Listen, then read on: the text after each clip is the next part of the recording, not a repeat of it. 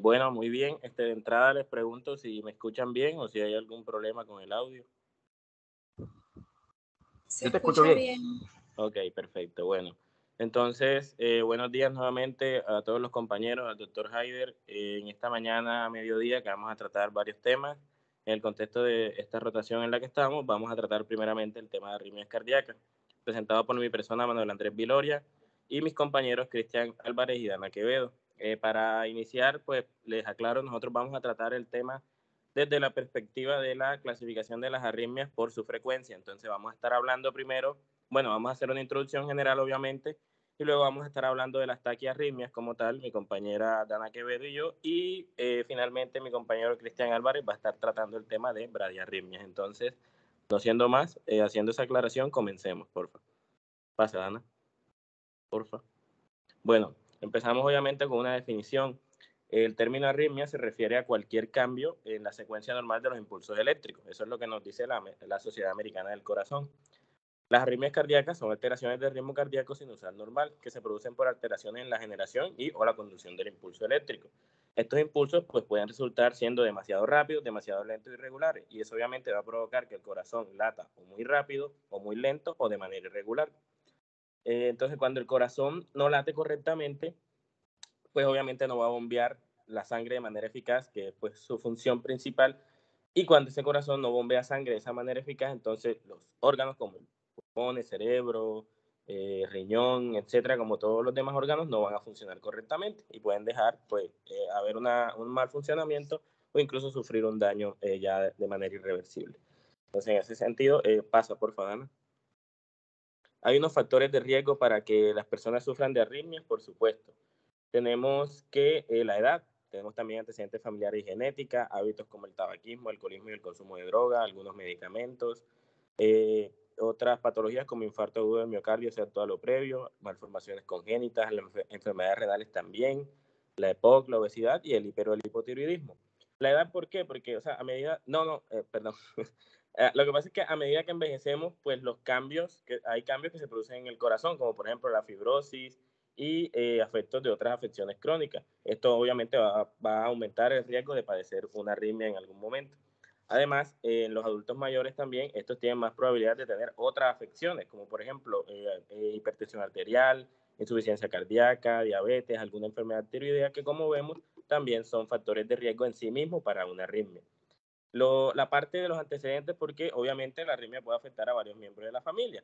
Y si un familiar cercano, papá, hermano, abuelo u otro familiar cercano de primera línea sufre de alguna arritmia, hay más posibilidades obviamente de que ese paciente pueda sufrir también en algún momento. Fármacos, hablamos de como por ejemplo los anestésicos, los antidepresivos, los antieméticos, que pues cada uno, digamos, puede de alguna manera desencadenar en una arritmia por diferentes mecanismos. Y también, pues, otro factor de riesgo que pueden ser las infecciones virales. Pasa, porfa, ahora sí. Gracias. Entonces, pasa otra vez. Y otra vez.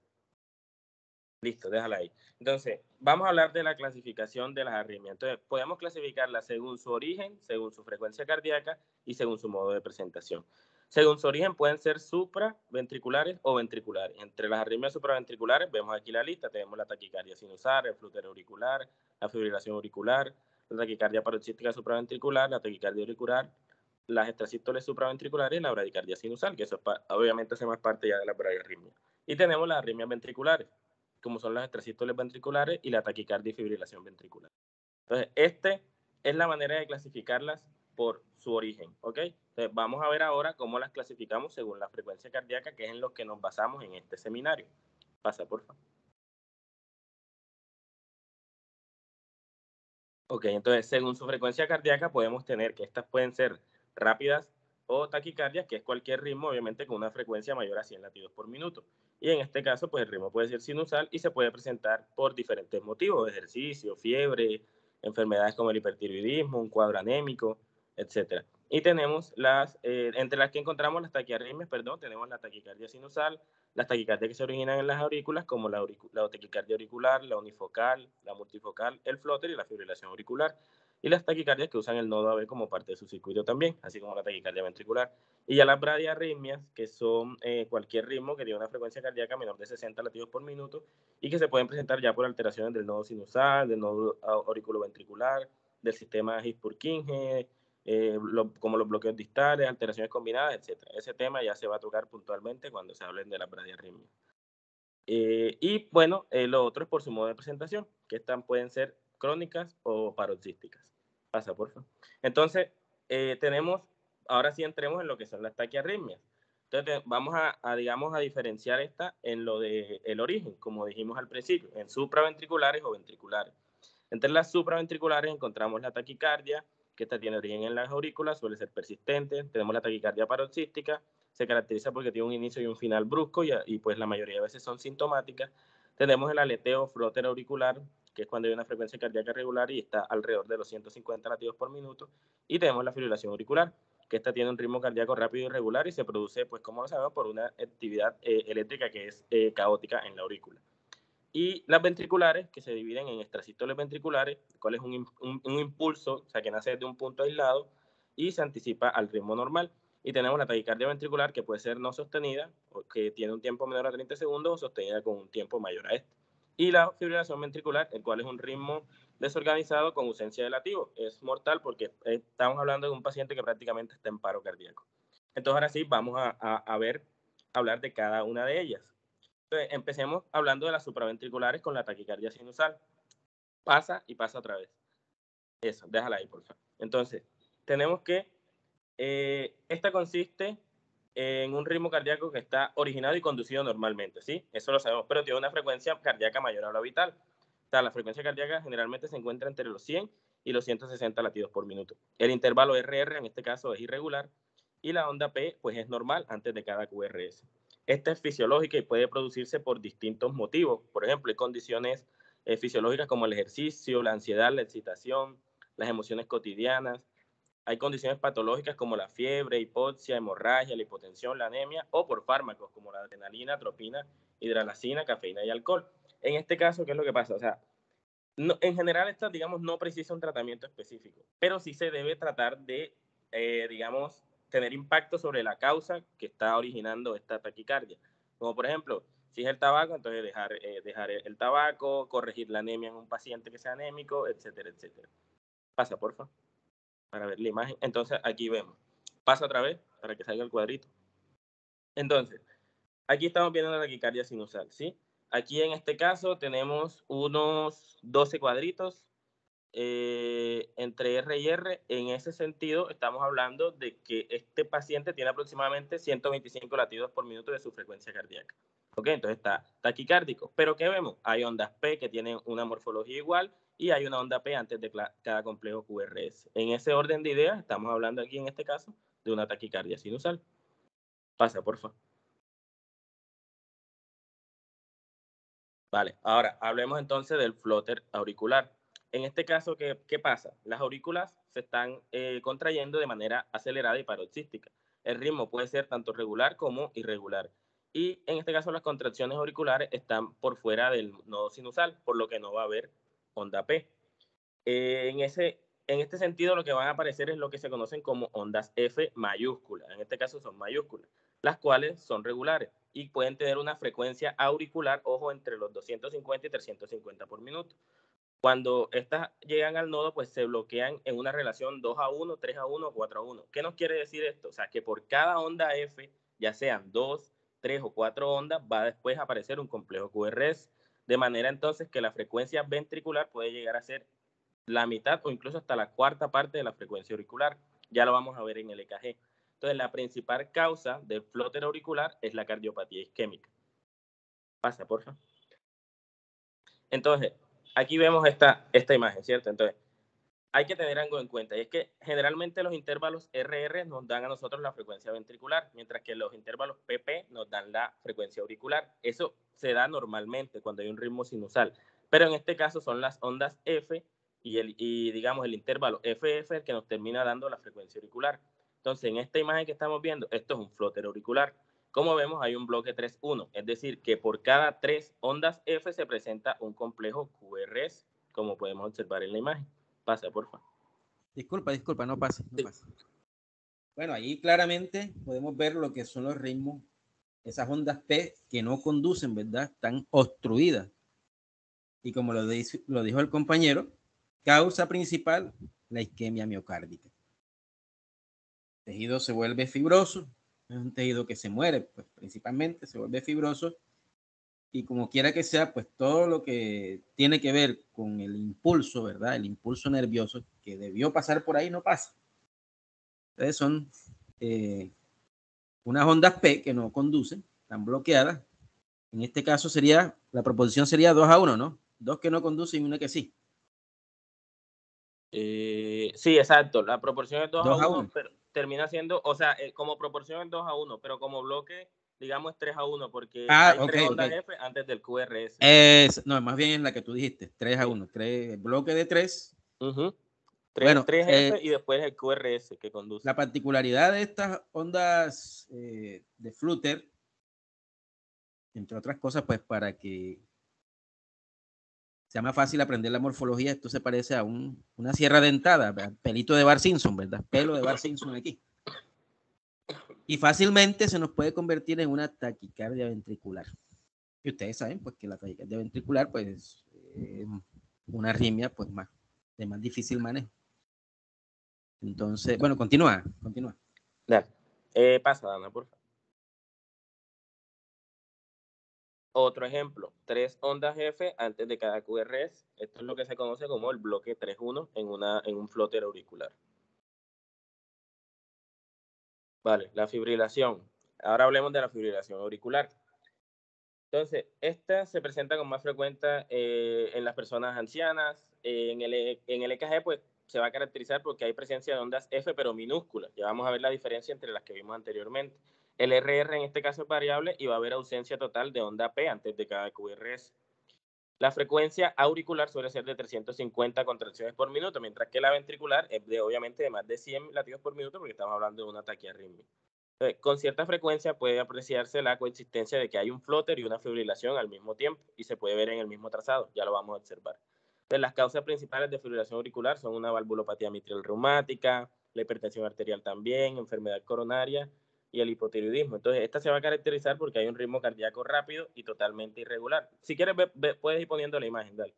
Y esto se produce, ¿por qué? Porque es que hay una actividad eléctrica auricular que es caótica y pues tiene múltiples focos de activación. La clínica de esta como tal es muy variable y puede llegar a provocar síntomas como palpitaciones rápidas e irregulares, sensación de disnea en el paciente, mareo, dolor en el pecho, o puede llegar a ser asintomática. Y como sabemos, la principal complicación de una fibrilación auricular puede ser un ACV isquémico. En ese orden de ideas, bueno, tenemos esta primera imagen. Aquí estamos viendo una fibrilación auricular. Vemos la presencia de ondas F que son casi imperceptibles y el intervalo RR en este caso es variable y no aparecen, digamos, ondas P antes de cada QRS, que es lo que nosotros debemos observar. O sea, ese es el criterio electrocardiográfico para que podamos hablar de fibrilación auricular. Vamos a ver la segunda imagen. Bueno, en este caso, como ya observamos aquí, ya los intervalos RR, esta es otra fibrilación auricular, aquí ya los intervalos RR son irregulares. Vemos esas ondas F minúsculas, como les digo, que son casi imperceptibles. Y este es el EKG típico de una fibrilación auricular. ¿Por qué? Porque hay ausencia de onda P antes de los complejos QRS. Y tenemos una tercera imagen que fue lo que les dije. Esta es la coexistencia entre una fibrilación auricular y un flóter auricular. Tenemos de la pantalla, del lado, en su mano izquierda podemos ver aquí lo que es la fibrilación y del lado derecho el flóter. ¿Por qué lo sabemos? Por las ondas F. Vemos del lado izquierdo, de su mano izquierda, las ondas F minúsculas, mientras que del otro lado las ondas F mayúsculas y que también en una proporción 3:1. Hay 3 ondas F mayúsculas antes de que, digamos, se presenta el complejo QRS. Pasa, por favor. Pasa. Ok, entonces hablemos ahora de la taquicardia paroxística supraventricular. Este es un motivo frecuente de que los pacientes consulten a la urgencia. ¿Qué vamos a ver nosotros en el electrocardiograma? Va a haber un ritmo auricular regular con una frecuencia que puede variar entre los 160 a los 250 contracciones por minuto. Y casi siempre va a haber una conducción auriculoventricular 1:1. Es decir, que la frecuencia ventricular va a ser igual a la auricular. puede aparecer en personas sanas que no tienen ninguna cardiopatía de base posterior a ingesta de algunas sustancias, como digamos, el que está enguayabado, el que ingirió alcohol la noche anterior, el que ingirió mucha cafeína, el consumidor de cigarrillo frecuente o una persona que haya pasado por algún tipo de estrés emocional, laboral, etcétera, etcétera, etcétera. Pon la imagen, por favor. Entonces, aquí nosotros vamos a ver que hay un ritmo cardíaco rápido siempre y totalmente irregular. Y ese se produce porque, digamos, se caracterizan porque en realidad lo que hay es como que un inicio y un final brusco. Y estos suelen ser sintomáticos. Va a generar en la persona, digamos, palpitaciones, vértigo, dolor en el pecho, también sensación de disnea o malestar general. Aunque estos síntomas pueden llegar a ser bien tolerados por los pacientes. Y generalmente, como les dije, aparecen personas que no son cardiópatas. También pueden producirse por reentradas, pero en este caso, digamos, cuando están situadas en el nódulo auriculoventricular. Este tipo de taquicardia también se puede presentar en pacientes que tienen un síndrome de Wolff-Parkinson-White, tromboembolismo pulmonar, enfermedad coronaria o tirotoxicosis. Entonces, cuando tengamos un paciente que nos llegue con una presentación, digamos, de este tipo, de un cuadro parecido a la urgencia, y investigamos los antecedentes, pues obviamente hay que hacerle un EKG, etcétera, etcétera, y ver pues si estamos en presencia de una taquicardia paroxística supraventricular. Pasa, por favor. Bueno, ya hablando de las de origen ventricular, tenemos la taquicardia ventricular. Esta se da cuando aparecen 3 o más compresiones ventriculares prematuras seguidas en un trazado de un EKG, hablamos ahí ya de taquicardia ventricular. La frecuencia ventricular en este caso suele oscilar entre los 140 y los 250 latidos por minuto y la principal causa de esta es la enfermedad coronaria. Esta puede ser sostenida, que es cuando dura más de 30 segundos, o no sostenida cuando dura menos de este tiempo. Entonces, veamos la primera imagen. Pasa, por favor. Entonces, aquí, ¿qué estamos observando? Esta es una taquicardia ventricular no sostenida. Como vemos, luego de un ritmo de base sinusal, el paciente hace un corto episodio de taquicardia ventricular que lo pueden ver a su mano derecha. Lo que pasa es que no puedo usar el puntero porque no soy el que está presentando, qué pena. Pero en su mano, o sea, a su mano derecha pueden observar cómo luego de ese ritmo sinusal normal empieza la taquicardia ventricular, pero esta, digamos, no se mantiene por más de 30 segundos. Y en este caso, luego el paciente regresa a su ritmo sinusal normal. Esa puede ser la diferenciación entre una sostenida y no sostenida. Pero aprovechando que esta imagen está acá, nosotros sabemos también que la taquicardia ventricular puede ser monomorfa o polimorfa. Obviamente, en este caso, la monomorfa es cuando los complejos QRS son de la misma morfología, como tenemos en esta imagen, en esta misma imagen. Pero si vemos, pasa porfa a la siguiente diapositiva, pon la imagen porfa. O sea, ya aquí lo que les decía, puede ser monomorfa cuando los complejos QRS son de la misma morfología como la imagen anterior, o puede ser polimorfa cuando estos tienen diferente morfología, como en este caso. Como en este caso, la imagen corresponde a una taquicardia ventricular polimorfa y se observa pues que hay una marcada diferencia entre todos los complejos QRS. Muy bien, muy bien. Permíteme allí. Sí. Esto no se lo olvide, estas imágenes, tanto la anterior como esta, son las imágenes que uno ve cuando uno está reanimando al paciente en parada cardíaca. Estos son los complejos que uno casi siempre ve paciente, en esa lucha del corazón de tratar de tomar un ritmo que genere pulso, que genere latido, pues mientras ustedes reaniman y colocan la adrenalina, hacen las compresiones y vigilan y revisan qué ritmo tienen pacientes, se les puede presentar. En la mayoría de las veces siempre uno ve estos ritmos. Vale. Continúa. Vale, gracias, doctor. Entonces, vale, pasa, Dana, por favor. Entonces tenemos ahora la fibrilación ventricular. Cuando se presenta la fibrilación ventricular, esto es un paciente que está clínicamente en paro cardíaco, podemos decirlo, por lo cual obviamente hay que intervenirlo inmediatamente con las medidas de resucitación. Entonces, la frecuencia cardíaca en estos casos suele oscilar entre los 150 y puede llegar hasta los 500 latidos por minuto. Y en el EKG obviamente no vamos a distinguir ni ondas P, tampoco un verdadero complejo QRS, ni ondas T. Va a predominar en estos casos en el EKG la irregularidad y el caos en cuanto a lo que tiene que ver con frecuencia y forma. Pasa, porfa. Entonces vemos aquí una imagen de fibrilación ventricular.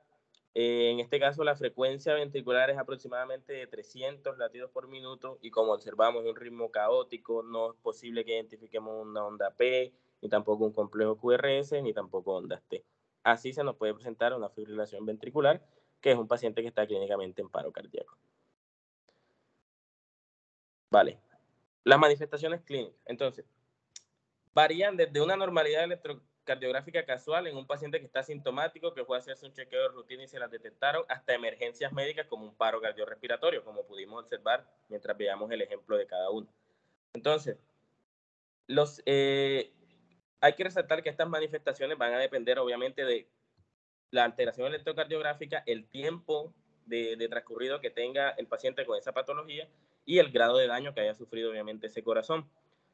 Por lo pronto vamos a dejar en que las manifestaciones clínicas, o sea, son muy diversas, y aunque estos signos que vamos a mencionar no es que sean específicos de arritmia cardíaca, cuando nosotros nos encontremos en un paciente y pensemos o digamos analicemos por los factores que tiene algún problema cardíaco, tenemos obviamente que sospechar y realizar el EKG, y este nos va a indicar si en realidad nosotros estamos ante una arritmia cardíaca o no. Y estas son las manifestaciones posibles: palpitaciones, síncope, astenia, dinamia, hipotensión, diaforesis, angina, disnea, alteración de sensorio o síntomas de insuficiencia cardíaca.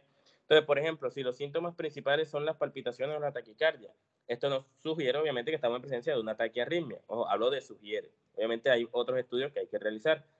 Digamos ya el mareo, el presíncope, el síncope pueden ser manifestaciones ya más de un bajo gasto cardíaco, y este puede presentarse como consecuencia, por ejemplo, de una frecuencia que sea excesivamente baja o excesivamente alta. Baja, hablamos de las bradiarritmias, que ya se va a tocar ese punto. Y la astenia y adinamia, eso obviamente se relaciona más también con, digamos, intolerancia ortostática y obviamente también con la bradiarritmia. Y hay algo que no debemos descartar también, que es lo que se conoce como el síndrome de bradicardia-taquicardia, y obviamente también que se inicie de manera súbita y que también termine de manera súbita. Esto nos sugiere más que todo taquicardia paroxística, que se dan ya por el mecanismo de reentrada. Pasa, por favor. Entonces, las palpitaciones, como sabemos, son esa sensación subjetivamente normal de los latidos cardíacos, que pueden ser percibidos por el paciente, que nos dice: yo siento que los latidos están muy fuertes, o que el corazón está latiendo más rápido de lo que yo siento normalmente, latidos adelantados, que están irregulares o taquicárdicos. En este caso, por ejemplo, en la fibrilación auricular, como lo sabemos, aquí lo que está pasando es que las aurículas están latiendo sin control, y eso produce un ritmo cardíaco rápido y irregular, lo que lleva a impulsos erráticos. Y por ejemplo, la taquicardia paroxística, aquí lo que se dan son palpitaciones muy rápidas que inician bruscamente y que duran minutos o días, pero que también terminan bruscamente. Aquí se da ya más por contracciones rápidas, y esto puede llegar en algún momento a que el miocardio sufra un daño. Pasa, porfa. Y los 5, pues esto ya es la pérdida de la conciencia debido a la disminución del flujo sanguíneo cerebral, y aunque gran parte de esta, digamos, corresponden, los 5 pues se presentan en otras patologías, cuando es una arritmia el que lo está produciendo, generalmente esto es por una causa grave, como por ejemplo los bloqueos cardíacos, pero ese es tema de la bradiarritmia, o en una taquicardia ventricular, que este es más frecuente en pacientes que han sufrido, por ejemplo, un antiguo infarto agudo del miocardio. Ok, entonces hasta ahí mi intervención. Los dejo a continuación con mi compañera Dana Quevedo. Gracias. Buenas, ¿me escuchan bien? Sí, se te escucha. Sí, se te escucha. Sí. Bueno, entonces yo voy a tratar ahora lo del diagnóstico y tratamiento. Entonces, como lo dijo mi compañero anteriormente, para realizar el diagnóstico, los pacientes que tienen estas alteraciones del ritmo acuden con distintas molestias, pero son los síntomas habituales como las palpitaciones, el síncope o disnea los que les obligan como tal a buscar la ayuda del médico. Entonces, para hacer una correcta anamnesis, al evaluar el paciente con arritmia confirmada o sospechada, hay que obtener algunas piezas claves de la información para establecer el diagnóstico o orientar el estudio diagnóstico. Entonces, vamos a ver el modo de inicio o el modo en que termina. Entonces, en el modo de inicio de un episodio puede dar la clave sobre el tipo de arritmia o mejor tratamiento. Entonces, por ejemplo, cuando las palpitaciones aparecen con el ejercicio, ya sea que el miedo, el enfado, se deben a taquicardias automáticas o desencadenadas sensibles a catecolaminas, que pueden responder a bloqueantes adrenérgicos. También las palpitaciones que aparecen en reposo o que despiertan al paciente se deben a un estímulo vagal como lo es la fibrilación auricular. También la sensación de mareo o el síncope que aparecen llevando un cuello muy cerrado al afeitarse o al volver la cabeza indican una hipersensibilidad del seno carotídeo. Este episodio desencadenante puede ayudar a establecer la presencia de una alteración hereditaria del canal iónico. Y aquí tenemos en el modo en que termina, si las palpitaciones cesan fácilmente conteniendo la respiración, o una maniobra de Valsalva u otras maniobras vagales, es posible que el nodo aurículo-ventricular sea un componente importante del circuito de las taquicardias, y en ocasiones las taquicardias auriculares focales o la taquicardia ventricular terminan en maniobras vagales.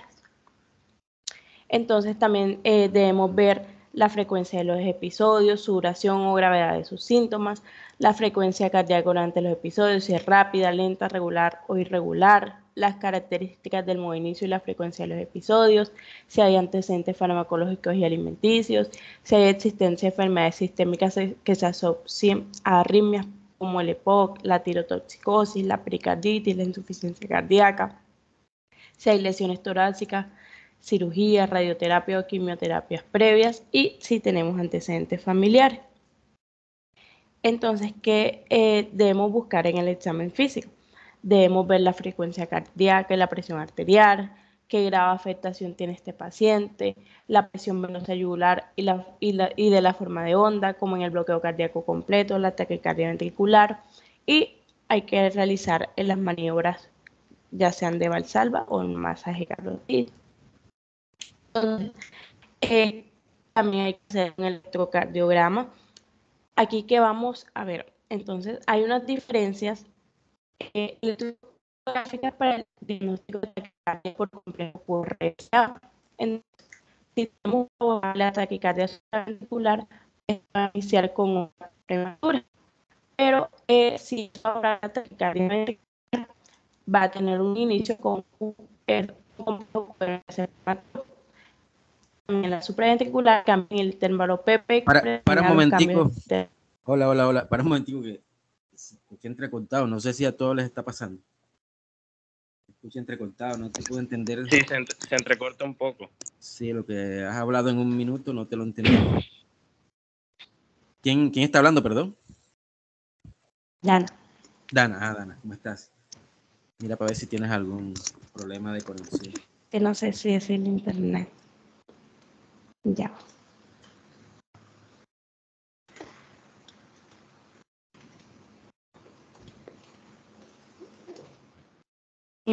Para ver si me conecto desde el celular.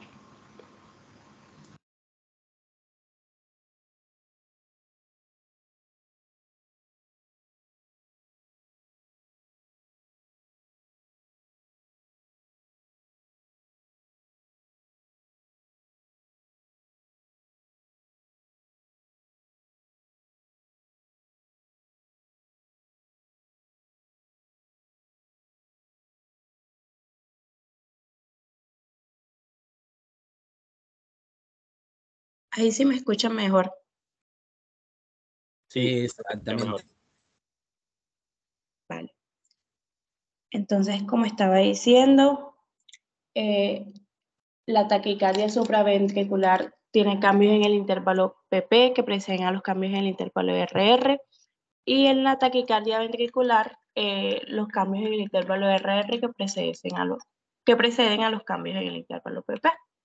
Y también algo muy importante es la duración del complejo QRS, que en la taquicardia supraventricular va a ser menor de 0.14 segundos y en la ventricular este va a ser mayor a 0.14 segundos.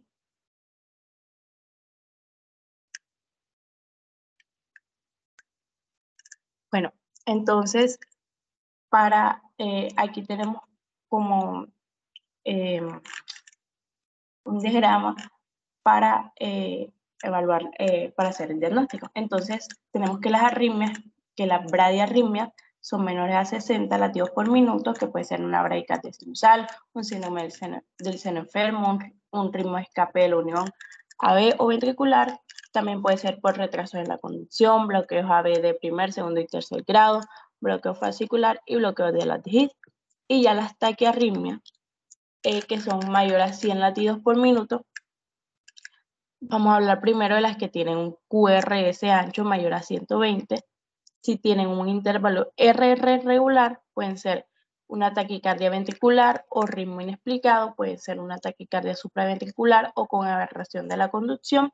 Y si tiene un QRS ancho mayor a 120 y tiene un intervalo RR irregular, puede ser una fibrilación auricular con aberración de la conducción, una fibrilación auricular más síndrome Ward-Parkinson-White o una taquicardia ventricular polimórfica. Y ya con QRS estrecho menor a 120, aquí también vamos a ver si tiene un intervalo RR regular o irregular. Si es irregular, puede ser una fibrilación auricular, un flujo auricular con bloqueo variable, una taquicardia atrial multifocal, una taquicardia sinusal con complejo atrial prematuro y con bloqueo variable. Si tiene un intervalo RR regular, entonces vamos a ver si tiene una onda P presente o ausente. Si tiene una onda P ausente, podemos aplicar maniobras vagales o adenosina endovenosa.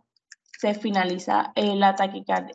Si finaliza la taquicardia supraventricular, es una taquicardia por reentrada nodal atrioventricular. Y si tiene patrón de onda flúter, un flúter auricular. Ya si tiene ondas P presentes y un intervalo PR, ya sea acortado o alargado, entonces, si tenemos un intervalo PR acortado menor a 0.12, tenemos una taquicardia por reentrada nodal típica, una taquicardia por reentrada AB, una taquicardia sinusal o taquicardia atrial ectópica con bloqueo AB de primer grado, una taquicardia funcional. Y si ya tenemos un intervalo PR alargado mayor a 0.20, tenemos una taquicardia por reentrada nodal atípica, taquicardia sinusal inapropiada, una taquicardia por reentrada nodal sinoatrial y ortodrómica con bloqueo de las de His y taquicardia ectópica atrial.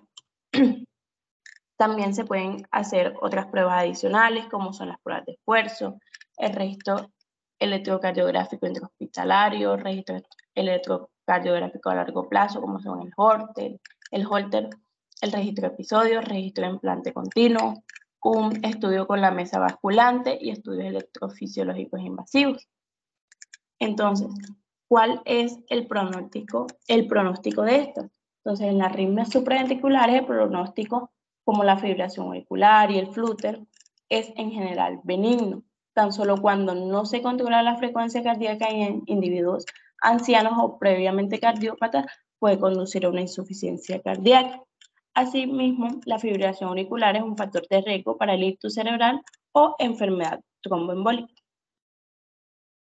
Y de las arritmias ventriculares precisan de una mayor atención médica, pues comprometen ya la vida de la persona que la padece, necesitará un estudio minucioso para establecer el tratamiento óptimo, ya sea farmacológico o mediante un desfibrilador automático implantable. Y la prevención de las extracístoles en individuos sanos y sin cardiopatías conocidas pasa por la eliminación de irritantes cardíacos como el alcohol, el tabaco y la cafeína. Entonces, ahora hablemos del tratamiento. Entonces, el tratamiento puede ser farmacológico y no farmacológico, como el DEA, que se basa en la aplicación brusca y breve de la corriente eléctrica de alto voltaje para detener y revertir las arritmias. También tenemos el marcapaso, cuando acusa un ritmo muy lento o una pausa prolongada, descarga un estímulo eléctrico directamente al músculo cardíaco que provoca una contracción. O tenemos la ablación con catéter, que permite lesionar los focos productores de arritmias con una corriente de energía de bajo voltaje, que es radiofrecuencia, con objeto de eliminar dichas arritmias o por crioablación.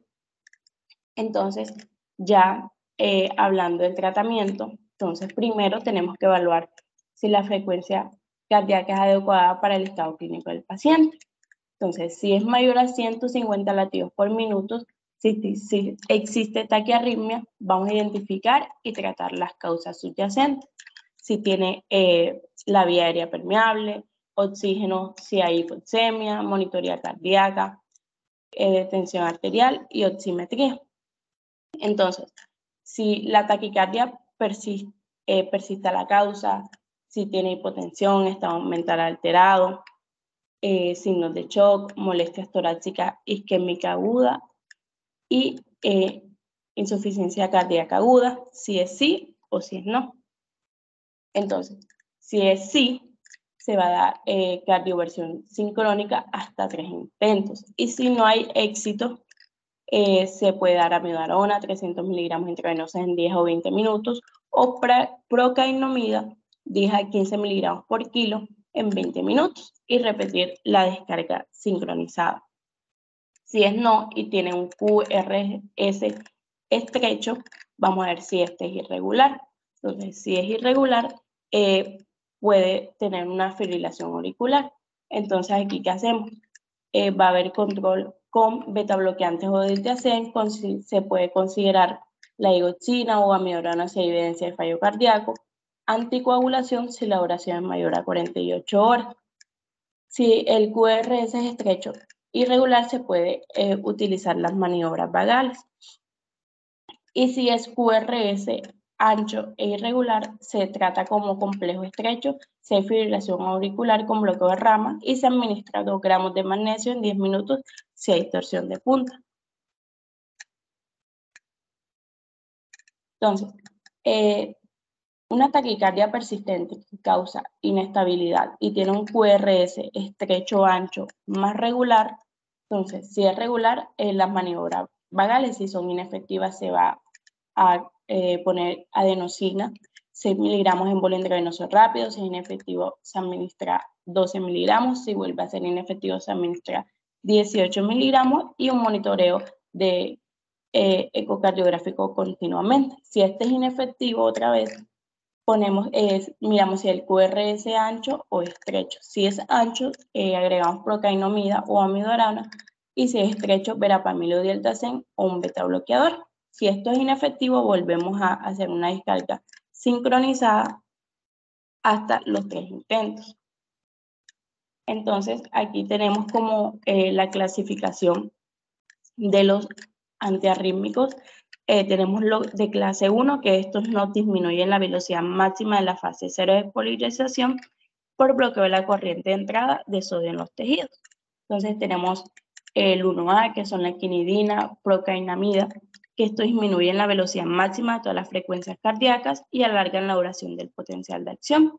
Tenemos los clase 1B, que son la lidocaína y la fenitoína, que estos lo que hacen es acortar el periodo de repolarización del potencial de acción y aumentan el periodo refractario efectivo con una velocidad máxima normal, o sea, que reducen el automatismo normal. Y tenemos los clase 1C, que estos son la flecainidina y la propafenona, que van a disminuir la velocidad máxima con un potencial de acción normal, o sea, que alargan el periodo refractario efectivo. Los clase 2, que está aquí al otro lado, que actúan en la fase 4, que son los beta bloqueadores, que estos, ¿qué van a hacer? Disminuyen el automatismo, disminuyen la velocidad de conducción y alargan el periodo refractario al nodo AB. ¿Cuáles son? El metoprolol, el propanolol, el esmolol, el atenolol y el timolol. Y los de clase 3, que son los bloqueadores de los canales de potasio, como la amiodarona, ibutilida, dofelitida, pretililo, que van a alargar el potencial de acción en tejidos con potencial de acción rápido. Y ya por último, los de la clase 4, que están en la fase 2, que son los bloqueadores de calcio, o sea, los calcio antagonistas, que son el verapamilo y el diltiazem, que van a disminuir la velocidad de conducción y alargan el periodo refractario. Y aquí hay, como aquí a la izquierda, les voy a dejar como una regla mnemotécnica para acordarte de los clase 1. Esta diapositiva, perdóname, Danas, es una diapositiva importante. Llévenla, sáquenle, bueno, no sé, sáquenle captura, ténganla, porque es importante. Fíjense que ella está aquí diciendo, Dana, está aquí en esta diapositiva importantísima, muy didáctica, donde actúa el antiarrítmico adecuado para la arritmia, perdonen la redundancia, que está presentando el paciente. La interrumpo para decirle qué utilizamos en nuestro medio. En los de clase 1, los bloqueadores de sodio, fíjense que ahí es donde está la vida, ¿no? la bomba sodio-potasio, la bomba sodio-cloro, la bomba sodio-calcio. La importancia del sodio es el elemento que está en mayor cantidad en el valor de la osmolaridad. Entonces, lo de clase 1, ¿cuáles encontramos en nuestro medio? La lidocaína y fenitoína. También la propafenona. Clase 2, betabloqueadores. ¿Cuál encontramos en nuestro medio? El metoprolol. El metoprolol, pues en sus presentaciones vía oral, tableta de 50, 100 miligramos. Dosis máxima permitida en una sola dosis, 200 miligramos de entrada. Y tenemos la presentación de 5 miligramos en ampolla. Bueno, si ustedes pues, ya deciden utilizar desde clase 2 por el tema de la permeabilidad de los canales de calcio, de potasio, perdón. Entonces, ¿qué les recomiendo? Pues un poco de cuidado al utilizar por primera vez, pues uno ya cuando se hace su experiencia al utilizar los fármacos, pues ya sabe cómo actúan, ¿verdad? Ya promedia el actuar, el efecto farmacológico de esos medicamentos.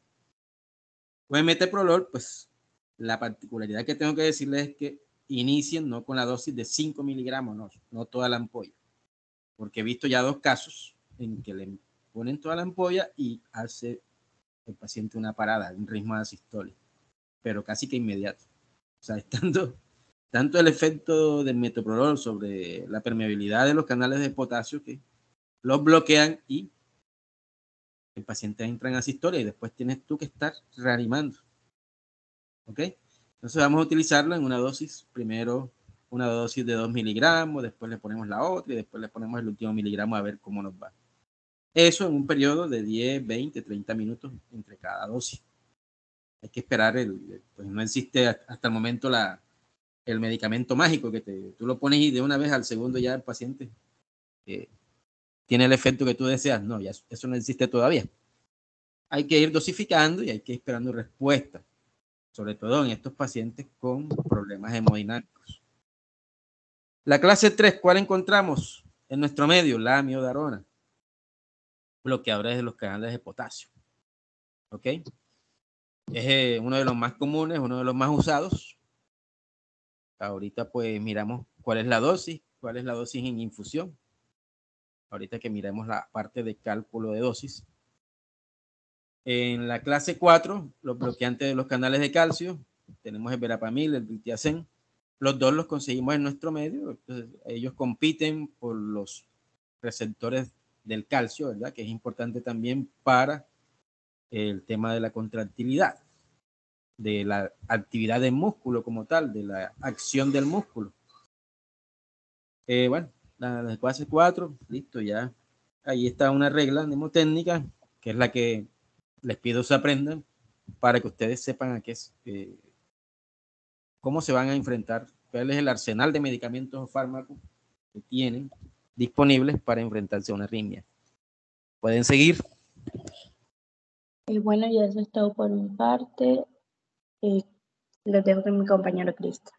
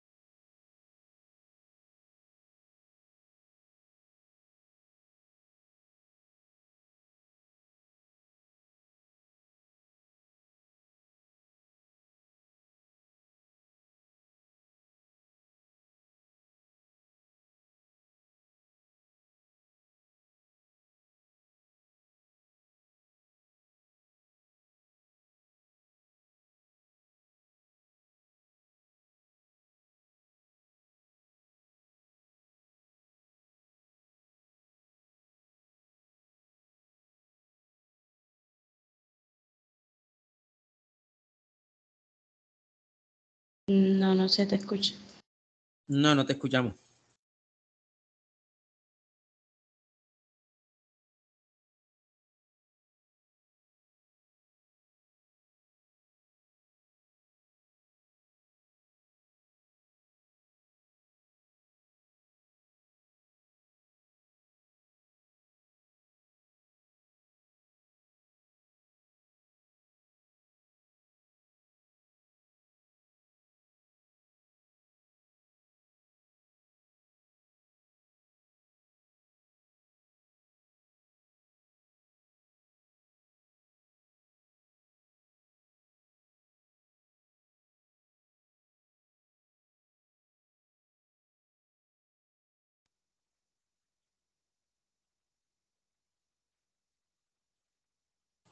Bueno, no sé, la verdad, ante la pregunta. O sea, si tú sabes que nosotros vamos a hacer esta semana con virtualidad, prácticamente pues debiste haberte preparado y haber avisado antes del seminario, pienso yo. Y debiste haberte preparado. Me extraña que me digas que no estás familiarizado con esto, porque pues, tuvimos 2 años de pandemia y prácticamente hicimos fue virtualidad. Entonces, no sé, me parece que es una excusa que no a estas alturas yo no sé qué decirte.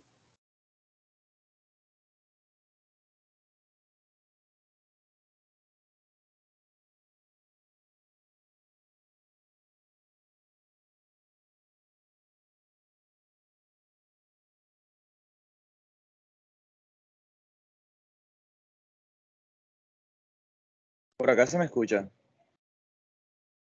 Ahora sí te escuchamos.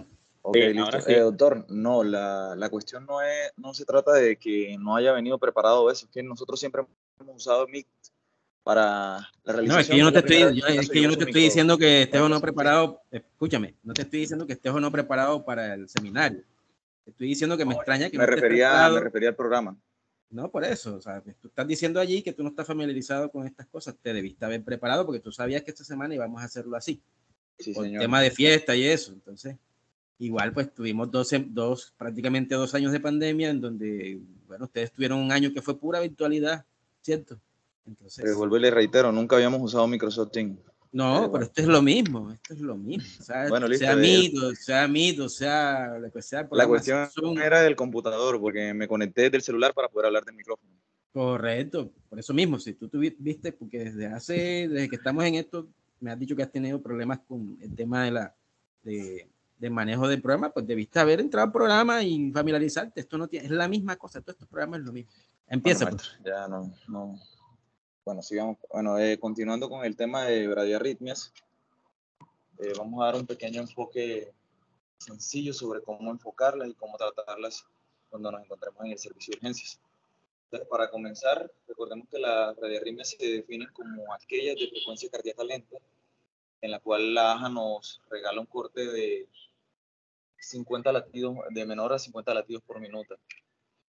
Para hacer un recorderio anatómico sencillo, recordemos cómo está conformado anatómicamente el sistema de conducción cardíaca, en el cual vamos a tener un impulso que se genera desde el nódulo sinusal, una ejecute flats, y el cual va a despolarizarse y propagar ese impulso a través de unos haces internodales que van a conectar con un nódulo que se encuentra muy cercano a la apertura de la válvula tricúspide, que es el nódulo auriculoventricular, que este en su recorrido a través del septum interventricular va a dividirse va a continuar con una estructura llamada el haz de His, y este se va a dividir o a bifurcar en una rama izquierda y una rama derecha, que a su vez va a seguir emitiendo pequeñas ramas, que es lo que van a conformar el denominado sistema de Purkinje, para que de esa manera se pueda dar una contracción simétrica durante lo que es el ciclo cardíaco. Bueno, aquí podemos ver una imagen de cómo se genera de manera tridimensional el impulso cardíaco desde el nódulo sinusal. Recordemos que el 75% del llenado ventricular se da de manera pasiva y que en el otro 25% restante es el que va a corresponder a la contracción auricular y la generación de la onda P que vamos a ver más adelante en el electrocardiograma cuando estemos interpretando las bradiarritmias. Entonces, a manera sencilla, las bradiarritmias se clasifican en dos grandes grupos. Tenemos la disfunción del nódulo sinusal, en el cual tenemos la bradicardia sinusal, el paro sinusal, el bloqueo sinoauricular, el síndrome de braditaquicardia y la incompetencia cronotrópica. Vamos a mencionar algunos aspectos más sencillos para que la tengamos presente. Y por supuesto vamos a tener los más relevantes o los que más importancia tienen en el servicio de urgencia, que van a ser los bloqueos auriculoventriculares, que se van a dividir en primer grado, segundo grado, móvil tipo 1, tipo 2 y el tercer grado. Para que tengamos presente, las bradiarritmias tienen múltiples, pero múltiples causas. Aquí en esta tabla les resumo los más comúnmente asociados. Están las que se presentan en los atletas, están las asociadas a medicamentos, como están los betabloqueadores. Tenemos las causas genéticas, las asociadas a eventos, a urgencias cardíacas, como son el síndrome coronario agudo o el infarto agudo de miocardio, y otras condiciones mucho menos comunes, en las cuales vamos a tener que en el 51% de los casos las causas van a ser reversibles, y en el 49% de los casos va a haber un trastorno primario, una patología subyacente, que es la que explique la bradiarritmia. De ese mismo porcentaje vamos a tener que las causas reversibles, al ser en más del 50% de los casos, van a corresponder en efectos adversos a medicamentos en el 21%, en el infarto agudo de miocardio en el 14%, en la disfunción del marcapasos 6%, en la intoxicación 6% por medicamentos o cualquier otra sustancia, y claramente los trastornos hidroelectrolíticos en un 4%. Bien, entonces ya teniendo presentes esos aspectos básicos acerca de la bradiarritmia, vamos a realizar el abordaje clínico. Primero tenemos que presente cuáles son los síntomas por los cuales se puede presentar un paciente al servicio de urgencias. Vamos a tener que el síncope va a llevar la bandera en el 33% de los casos, el mareo va a estar en el 22%, el colapso, que es cuando el paciente decae inmediatamente, la angina como síntoma predictor de isquemia en un 17% de los casos y la disnea en un 11% de los casos. En estos pacientes siempre cuando se presenten con esta sintomatología, lo más importante que nosotros vamos a tener presente a la hora de su abordaje es definir si es un paciente que se encuentra estable o inestable con estabilidad o estabilidad hemodinámica. Para eso vamos a necesitar la toma de la presión arterial, medir los signos de perfusión como son el llenado capilar, el gasto urinario y por supuesto el estado de conciencia del paciente.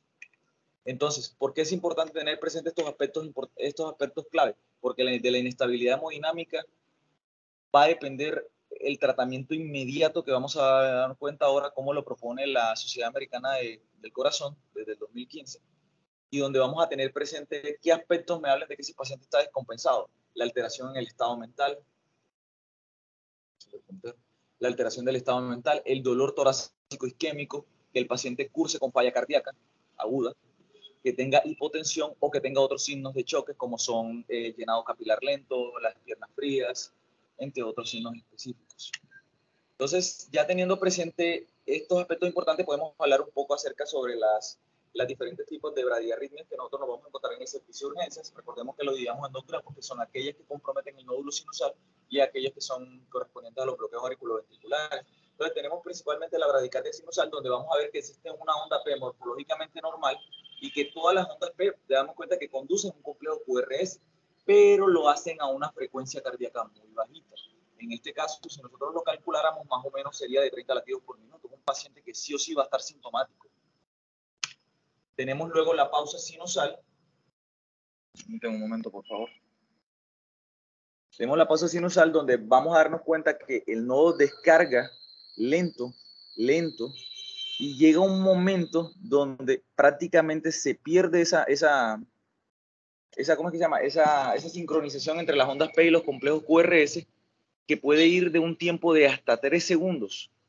Y el paciente claramente va a presentar una sintomatología como van a ser el síncope, los mareos o la sensación inminente de muerte. Y demos cuenta que este bloqueo sinusal aparece, pero luego nuevamente se restaura el ritmo. Tenemos el síndrome de braditaquiarritmia, donde nuevamente vemos que tenemos un bloqueo, ¿cierto?, sinusal bastante marcado. Si lo calculáramos claramente diría más de 3 segundos. Y nuevamente vemos cómo dentro hay una respuesta ventricular rápida, que es el que corresponde al síndrome de braditaquiarritmia. Ya teniendo presente esas tres características electrocardiográficas de las bradiarritmias correspondientes a las patologías del nódulo sinusal, ya podemos empezar a hablar de los bloqueos auriculoventriculares, donde al irnos al electrocardiograma en la derivación 2, ¿qué vamos a ver? Que todas las ondas P conducen. Podemos ver, tenemos una onda P por cada complejo QRS, pero si vamos a medir el PR, nos vamos a dar cuenta que va a estar mayor de 200 milímetros de segundo. Esos son los criterios electrocardiográficos diagnósticos de los bloqueos auriculoventriculares. De primer grado, claramente. En el segundo, el bloqueo auriculoventricular, vamos a ver que las ondas P también van a estar presentes, que el PR cada vez se prolonga más, pero va a llegar a un punto donde hay una onda P que no conduce. Y nuevamente se restaura otra vez el mismo patrón de ritmo sinusal, ¿cierto? Vuelven otra vez las ondas P a conducir. En el bloqueo auriculoventricular MOVIS tipo 2, también vamos a ver que tenemos un intervalo PR constante. De modo repentino vamos a dar cuenta que van a haber unas ondas P que no van a conducir. Aquí podemos evidenciarlas, ¿cierto? Generalmente se habla de una relación 2 a 1 o 3 a 1, que quiere decir que por cada intervalo PR van a haber dos. Cristian. Sí, profesor. Párale un momentico. Repíteme otra vez cómo es el bloqueo. Primero repíteme el MOVIS 1, por favor. En el MOVIS. MOVIS 1, devuélvete y me dice cómo es el MOVIS 1. Vamos a tener que todas las P conducen, pero el intervalo PR está prolongado, mayor de 200 milímetros de segundo. Ese es el primer grado. Primer grado, sí, señor. Ese es el bloqueo AB de primer grado. Primer grado, sí, señor. Todas las ondas P tienen un QRS. Un QRS, pero el PR está prolongado, mayor de 200 milisegundos. Mide más de 200, o sea, más de 5 cuadritos. Acuérdense de que cada cuadrito mide 0.4 milisegundos. Multiplique por 5, eso te da 0.20. Correcto. O 200 milisegundos, como dice el compañero. Se mantiene constante esa elongación, esa separación. Muy bien. Dale al siguiente. Luego vamos al bloqueo auriculoventricular MOVIS tipo 1, donde también vamos a tener ondas P presentes. El PR cada vez va a estar más prolongado, pero va a llegar a un punto donde vamos a ver que hay una onda P que no conduce y nuevamente se restaura el ritmo.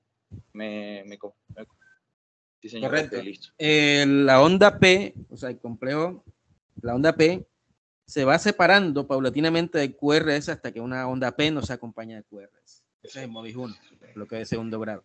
Ok. Luego en el bloqueo auriculoventricular MOVIS tipo 2 vamos a tener un intervalo PR constante que de modo repentino vamos a ver que no va a conducir de 2 hasta 3 ondas P. Si podemos ver, lo vamos a anotar en este trazado electrocardiográfico. Tenemos una onda P que no conduce, una onda P que no conduce y nuevamente otra vez restaura. No, señor, eso no es el bloqueo MOVIS 2. Eso es un bloqueo de tercer grado. Ah, pero profesor, qué pena, no, qué pena, lo que pasa es que no tengo la diapositiva, ahora sí digo. No, por eso, ese bloqueo MOVIS 2 no es, eso no corresponde. Sí, pero no, tranquilo, que yo tengo una... No hay relación entre las P y las QRS. Bueno, listo. Mire que hay más ondas P que QRS, una relación 3 a 4 a 1. Pero ese no es un bloqueo MOVIS 2. Ya mismo muestro el bloqueo auriculoventricular MOVIS tipo 2. No sé qué le pasó a la diapositiva. Qué falla, hombre.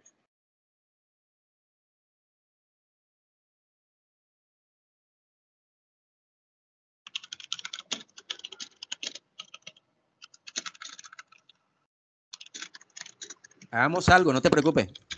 No te preocupes en buscarla. Yo tengo una presentación ahí y aclaramos esa parte. Sigue con el bloqueo de tercer grado. Listo, no te preocupes. Entonces, este que vemos aquí, como dice el doctor, corresponde al bloqueo auriculoventricular de tercer grado, que es donde definitivamente no hay relación entre las ondas P y los complejos QRS. Vamos a ver que vamos a ver más ondas P que complejos QRS. Si miramos en este intervalo, vamos a dar cuenta que tenemos hasta 4 ondas P que no conducen y que no hay una relación concordante con esta. Correspondería al bloqueo AB de tercer grado.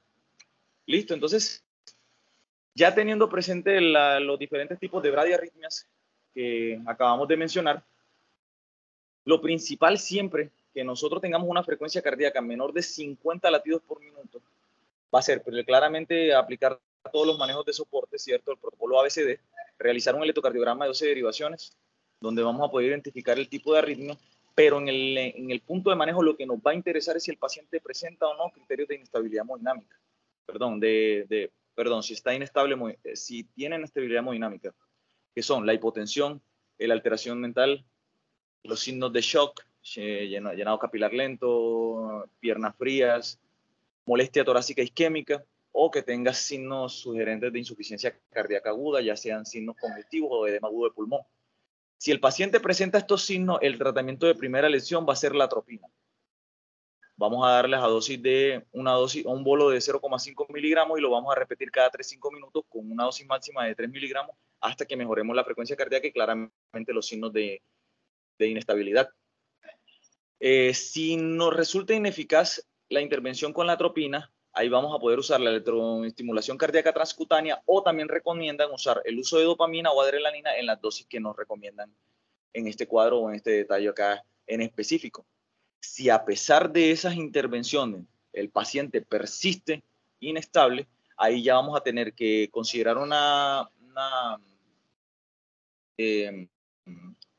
interconsulta con cardiología y claramente considerar el uso de un marcapacio transcutáneo transvenoso. Si el paciente no presenta ninguno de estos signos, ahí sí podemos estar más tranquilos, monitorizar y observar y estudiar con más calma el caso, ¿cierto?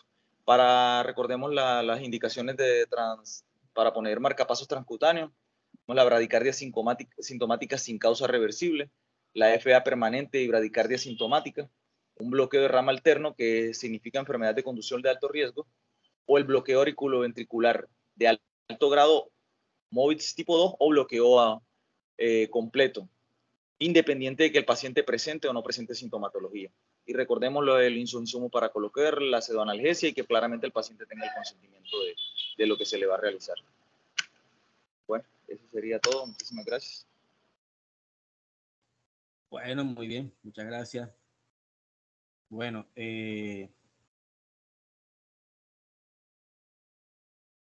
muy bien. Vamos a hacer lo que llamamos una heteroevaluación. Después hacemos una autoevaluación del seminario y evaluación por parte del docente.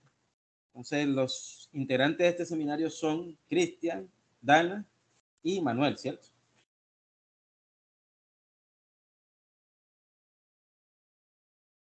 Es así, ¿cierto?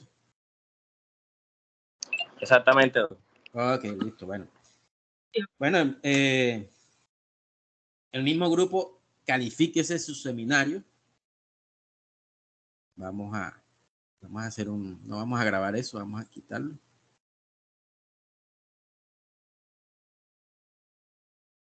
Vamos a detener la grabación.